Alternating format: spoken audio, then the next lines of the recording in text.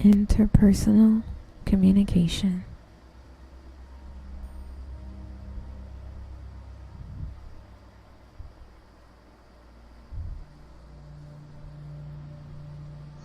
Interpersonal communication is communication that is done between two people. This can be done face to face, over the phone, or through text messages. When you have a one-on-one conversation with someone, you are engaging in interpersonal communication. Interpersonal communication is an important part of our lives. We use this type of communication in our personal lives as well as in our professional lives. Many people feel that interpersonal communication is more important in our personal lives, but the truth is that we use it in both areas of our lives. When we communicate with others, we are trying to achieve a goal. We want to get our point across, and we want to do it in a way that the other person will understand. We also want to make sure that the other person hears what we are saying. Interpersonal communication is not always easy. There are many things that can get in the way of successful communication. These obstacles can make it difficult to achieve our goals. Some of the obstacles to successful communication include not paying attention to the other person, not listening to what the other person is saying, talking over the other person, interrupting the other person, not being clear about what we are trying to say, saying things that we do not mean, being too emotional, not being respectful of the other person. When we are communicating with others, we need to be aware of these obstacles. We need to make sure that we are not letting them get in the way of our communication. Interpersonal communication is a skill. Like any skill, it can be learned. There are many books and articles that have been written about interpersonal communication. There are also many courses that can be taken to learn this skill. The most important thing to remember is that interpersonal communication is a two-way process. It is not enough to just listen to the other person. We also need to make sure that we are communicating our own thoughts and feelings. Interpersonal communication is an important part of our lives. It is a skill that can be learned. By being aware of the obstacles to successful communication, we can make sure that we are able to achieve our goals.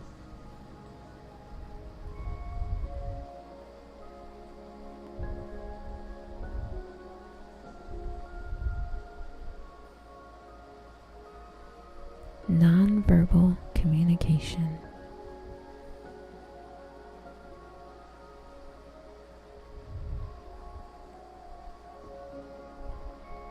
Nonverbal communication, or body language, is communication that occurs without words. It's one of the most important tools you have at your disposal. Although it's often difficult to control, it's something you need to learn to use in a positive way. It's important to note that although nonverbal communication occurs in the absence of spoken words, it's not necessarily silent.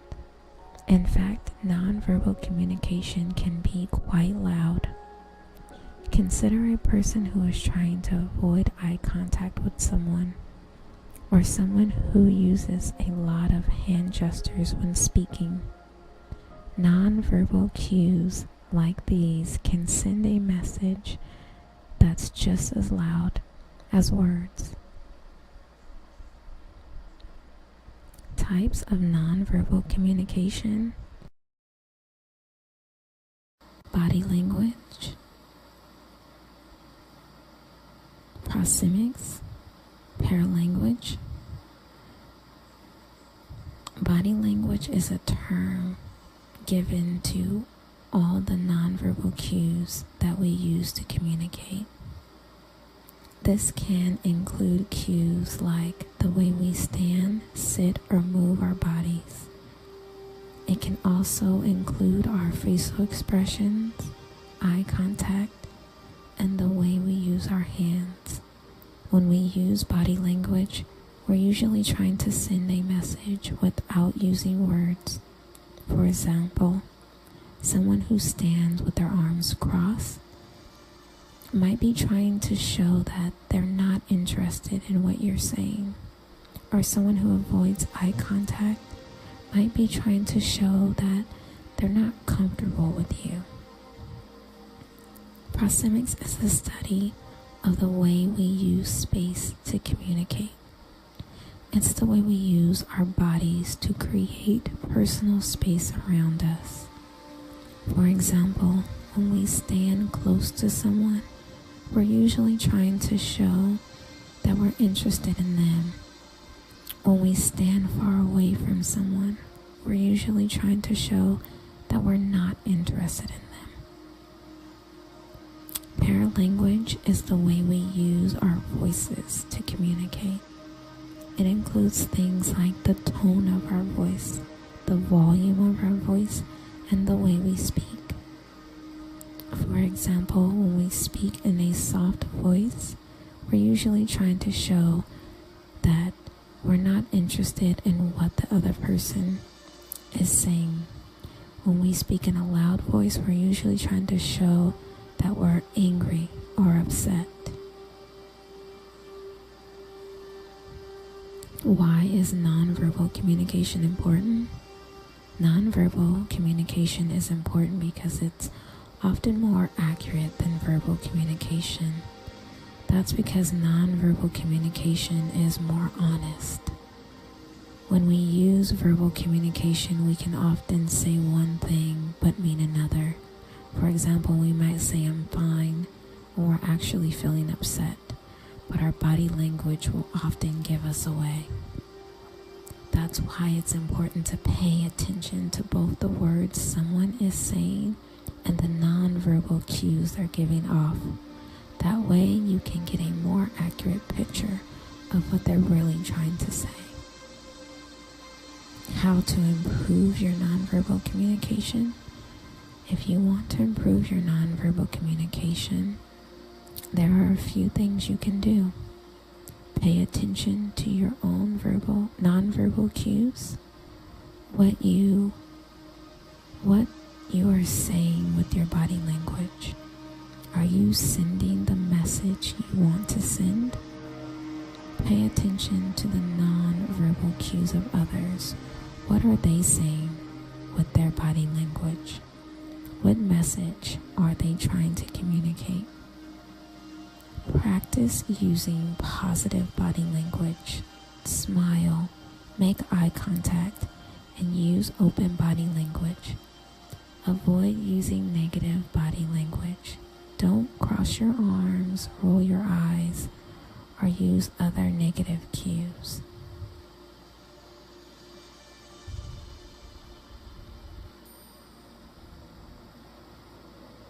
Our meditation practice.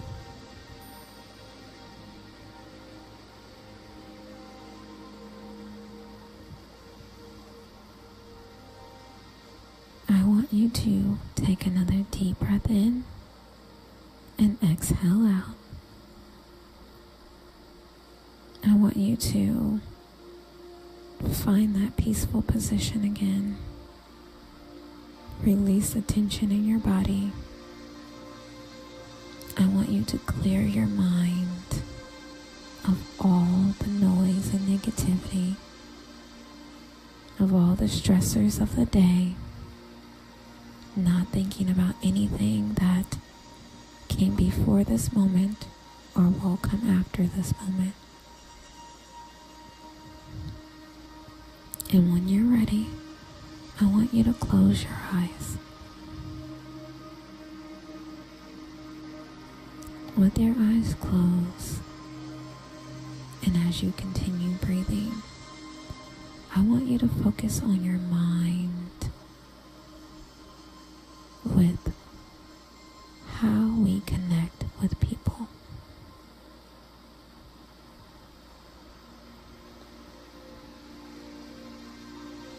And I want you to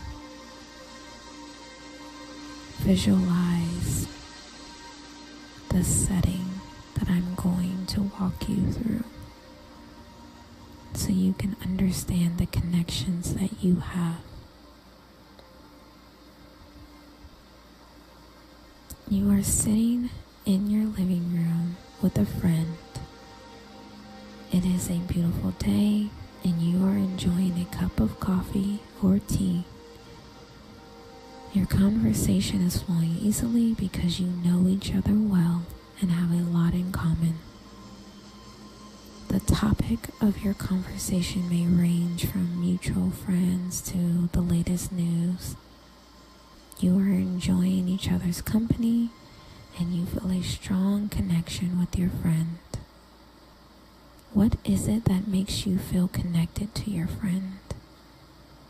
Is it the fact that you share the same?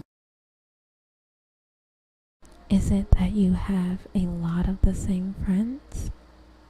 Is it because you have gone through some of the same life experiences? All of these factors can contribute to the feeling of connection that you have with your friend. However, the most important factor is that you have developed a relationship with this person. A relationship is a connection between two people that is based on trust, mutual respect, and communication. In order to develop a strong relationship with someone, you need to be able to communicate effectively with that person. Communication is the exchange of ideas, thoughts, and feelings between two or more people. It is the process of sharing information. In order to communicate effectively, you need to be able to understand the other person's point of view. You also need to be able to express your own point of view in a way that the other person can understand. The ability to communicate effectively is the key to developing strong relationships with others. When you can communicate effectively, you will be able to build trust and respect. These two factors are essential for any relationship. The ability to communicate effectively is also the key to success in any area of your life. When you can communicate effectively, you will be able to achieve your goals. You will be able to get the results that you want. The ability to communicate effectively is a skill that can be learned. It is not something that you are born with. However, it is something that you can develop over time. If you want to develop the ability to communicate effectively, there are a few things that you can do. First, you need to learn to listen. It is important to listen to the other person. Try to understand their point of view. Second, you need to learn to express yourself clearly. When you are communicating with someone, it is important to be clear about what you are trying to say. You need to use words that the other person will understand. Third, you need to learn to be patient. Communication is a process. It takes time to develop a rapport with someone. Don't expect the other person to understand everything that you are trying to say right away. Fourth, you need to learn to be flexible. There will be times when the other person does not understand what you are trying to say. When this happens, you need to be able to explain yourself in a different way. Fifth, you need to learn to be assertive. When you are communicating with someone, You need to be able to express your own needs and wants. You need to be able to stand up for yourself. Remember, the ability to communicate effectively is a skill that can be learned. If you want to develop this skill, you need to be willing to put in the time and effort. You also need to be patient and flexible.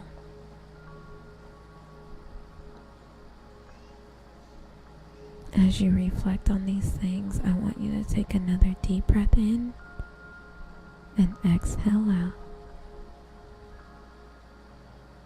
When you are ready, slowly open your eyes.